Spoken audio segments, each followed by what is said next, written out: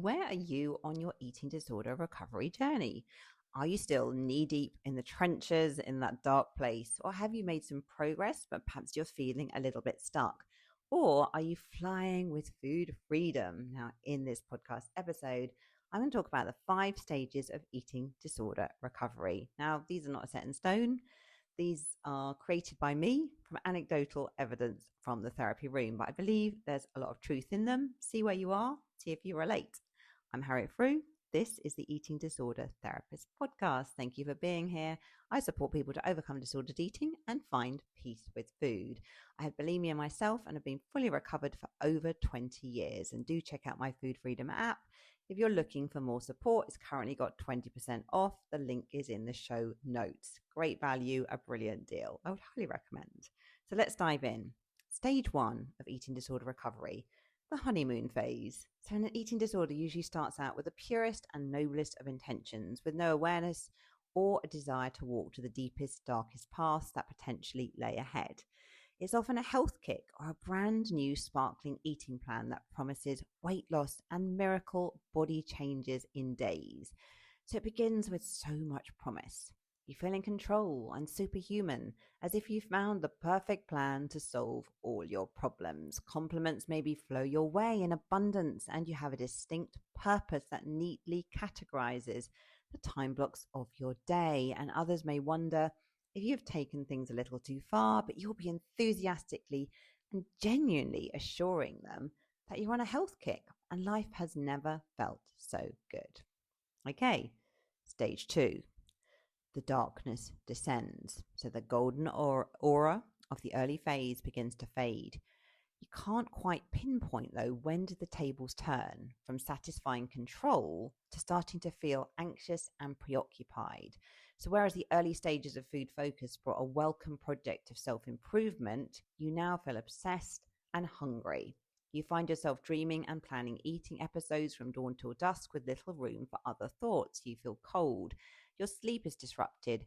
Your initial weight loss goals feel inadequate. And you feel a drive to push the restriction harder.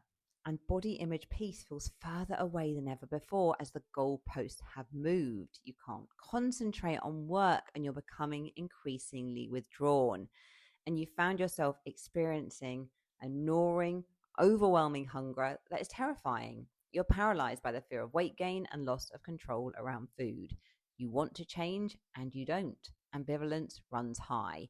And you toe dip into recovery waters, maybe implement a little shift, but then you reverse at speed due to the regimented rules of the shallow end. Stage 3, quasi-recovery. So here, maybe you've made some progress, you're eating a bit more regularly and with more variety. You no longer stick rigidly to vegetables, fruit, and low-fat yogurt. Absolutely, you can be very proud of yourself for getting this far.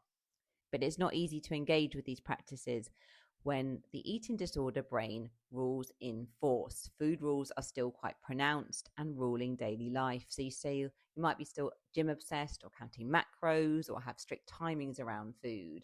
So you probably look healthier and others assume that all is well, but mentally you're probably stuck in a hellish prison of food obsession, okay? Anxiety still runs high in maintaining the new rules, and the isolation can feel deeper than ever. It's a really hard place. Stage 4, glimmers of hope. So life has opened up immeasurably and you are laughing again. You're no longer tied to a regime that traps you in arduous and rigid routines. You feel connected to your friends and life feels sociable and fleetingly joyful. If you're studying, you're working in areas that inspire and motivate your life force. And mostly food runs peacefully and neutrally in the background of your life. Sometimes fear rears its ugly head with a party or an unpredictable event that throws you off. But the urge to restrict blasts loudly in your ears momentarily, but it quickly fades as you remember the healthy thoughts that are now embedded in your psyche. And stage 5, food freedom. Food is tasty, enjoyable, pleasurable, and functionable.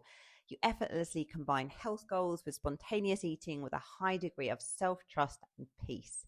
Eating and body image make up a tiny percentage of your self-worth pie chart.